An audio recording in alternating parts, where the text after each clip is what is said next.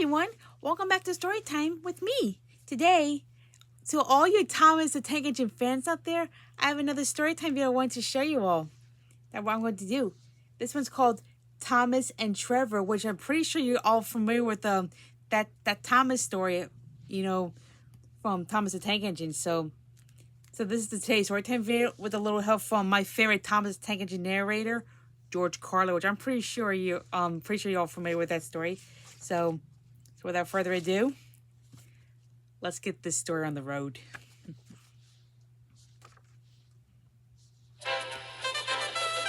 Trevor the traction engine enjoyed living in the vicarage orchard. Edward came to see him every day, but sometimes Trevor didn't have enough work to do. I do like to keep busy all the time, he sighed one day, and I do like company, especially children's company. Cheer up, smiled Edward. Sir Topham Hatt has work for you at his new harbor. I'm to take you to meet Thomas today. Oh, exclaimed Trevor happily. A harbor, the seaside, children, that will be lovely. And that's where Trevor gets to meet Thomas himself there.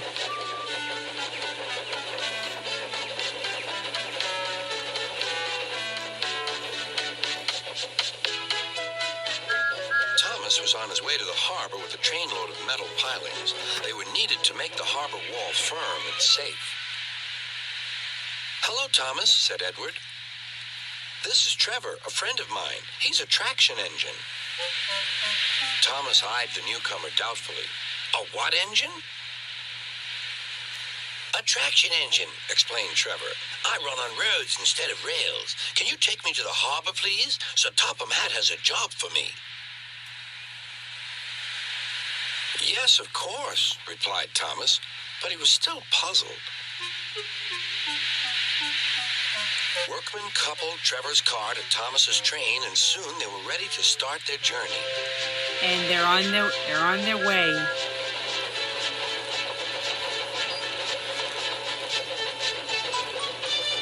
I'm glad Sir Topham Hatt needs me, called Trevor. I don't have enough to do sometimes, you know, although I can work anywhere, in orchards, on farms, in scrapyards, even at harbors.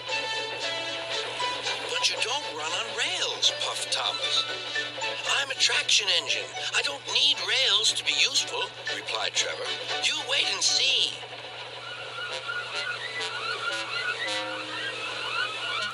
When they reached the harbor, they found everything in confusion. Cars had been derailed, blocking the line, and stone slabs lay everywhere.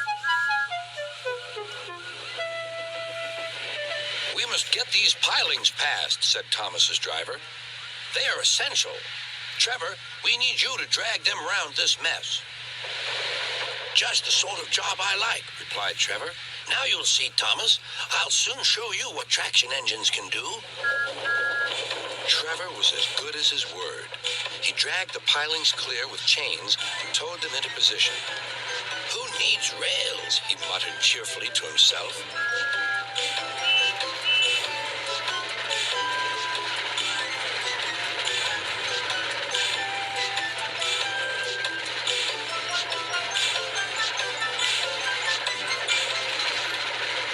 Later, Thomas brought Annie and Clarabelle to visit him. Thomas was most impressed. Now I understand how useful a traction engine can be. The coaches were full of children. Trevor gave them rides along the harbor. He liked this best of all.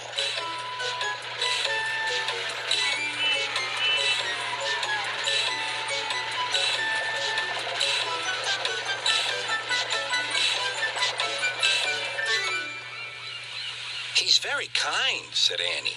He reminds me of Thomas, added Clarabelle. Everyone was sorry when it was time for Trevor to go. Thomas pulled him to the junction. A small tear came into Trevor's eye. Thomas pretended not to see. He whistled gaily to make Trevor happy. I'll come and see you if I can, he promised. The vicar will look after you, and there's plenty of work for you now at the orchard, but we may need you again at the harbor someday. That would be wonderful, said Trevor. That evening, Trevor stood remembering his new friend Thomas, the harbor, and most of all, the children.